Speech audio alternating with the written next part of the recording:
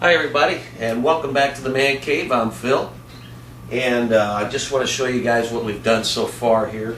Last time, I think that I saw you, we were just bedding in this tape here on this wall and kind of hitting these screw holes for the first time. Now what I've done since then is I've gone over it not only with a 6-inch knife on these tape seams, but also a 10-inch knife and then a 12-inch knife. Not so much on here. I think I stopped with like a 10-inch knife because it floated it out nice and even, so I really didn't need to go any further. But obviously up in the ceiling area and on this wall, I'm getting ready to show you over here, which we've done on the butt seams. And I know that butt joints, butt seams, that cracked you guys up, but it is like the end of the drywall that is not tapered. There's two sides that are tapered and two sides that are not, so there you have your butt joint. You probably got another one somewhere else, but that's for another story.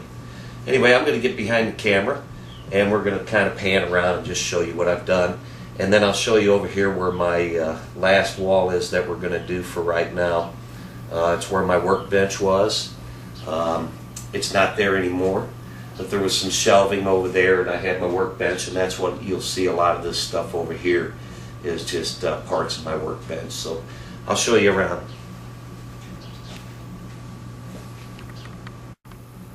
Okay, there's the door that we put in the earlier episodes, and as you can see, the drywall is done around here, and there's some shelving and things like that I took down. But right in here, let's see, one of those wide butt joints.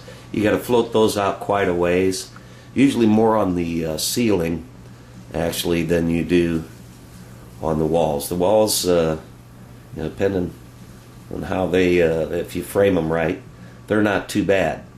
But the ceilings, sometimes the joist will jump up and down quite a bit, so you'll end up with big wide spots like this that are all joint compound.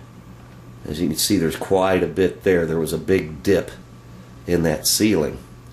So what I wanted to do was I wanted to float that all out so that it doesn't look so uneven as it may be with just putting the drywall up there. Now as you look over here, this is where we're getting ready to start working. You can see there's a plumbing pipe up there. That was above my workbench, and then there's paneling on the wall and shop light up there. There is an electrical outlet there. As you can see, this has been run on the exterior of the wall. We're going to change that around, and I'll hop back on the other side of the camera and see if I can give you a rundown on what we're going to do here.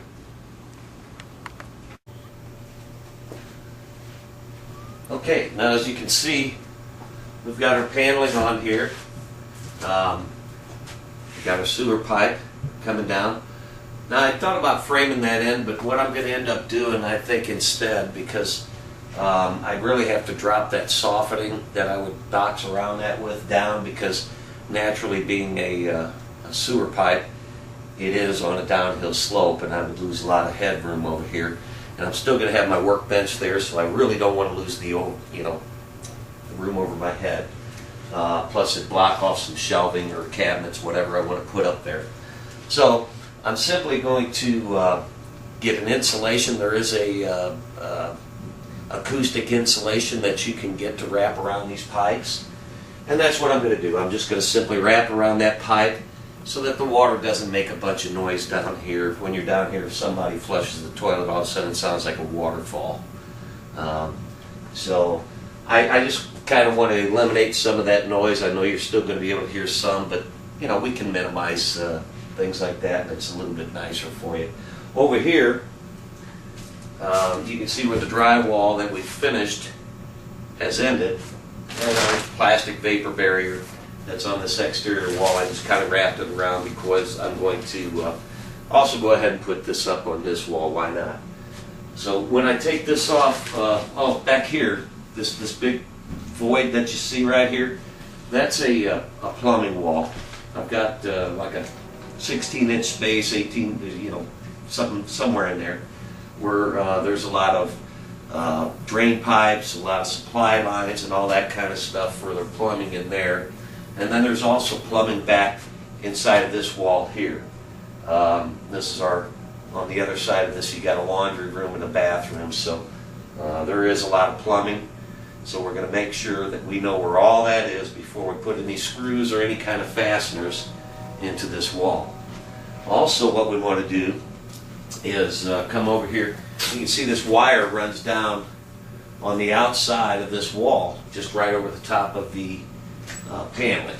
Well, we're not going to do that. I mean, I guess that was fine for when they built it, but what I want to do is, and I've checked the circuit panel and found out that there's not but a couple of outlets on this circuit.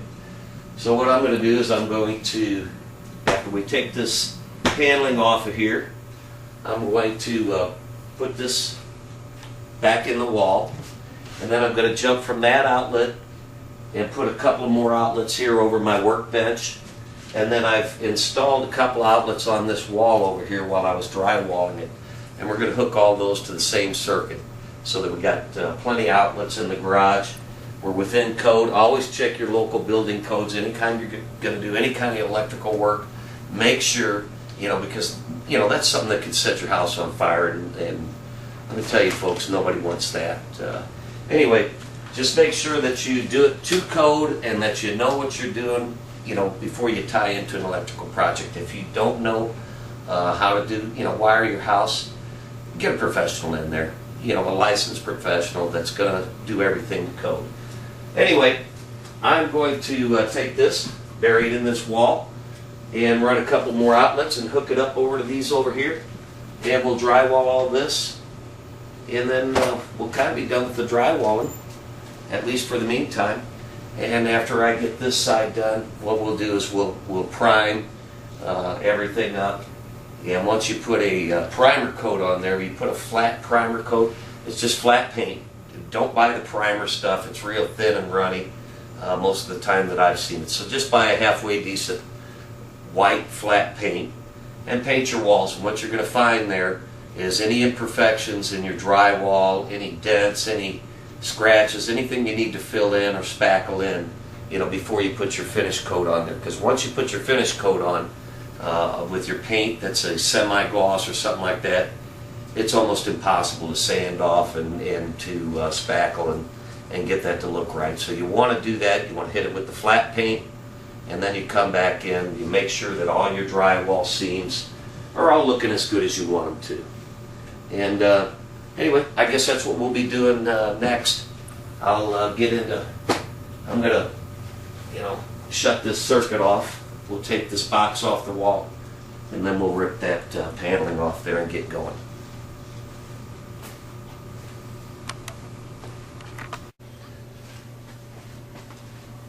Alright, well here we are. Let's get to the fun stuff. I've disconnected that outlet. Turned the circuit off, disconnected it from the wall. Now we need to get this paneling off here. Let's see, what do I do with that pry bar?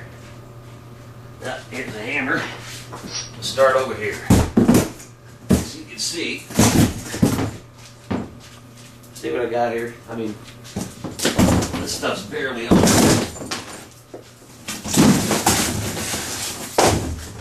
And there we go. Alright, and as you can see in here, this wall does have insulation in it. I've just got it in there for a sound barrier. That's a heated room, and so is this, but that's a restroom and laundry room. This is a workshop, but I use it as a music room too. So we want to kind of isolate the noise from one area to another. I'll have to go through here and kind of pull this insulation out and find all my wiring. I can see right here, if you see this white spot, that is our laundry box. As you can see, there's our supply lines, and there's the waste line, and there's a laundry box there.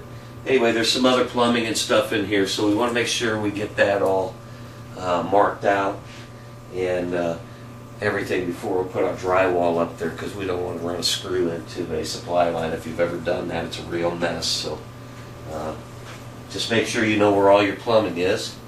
And I guess for this episode, that's about it. Back to you, Randy. Thanks, guys.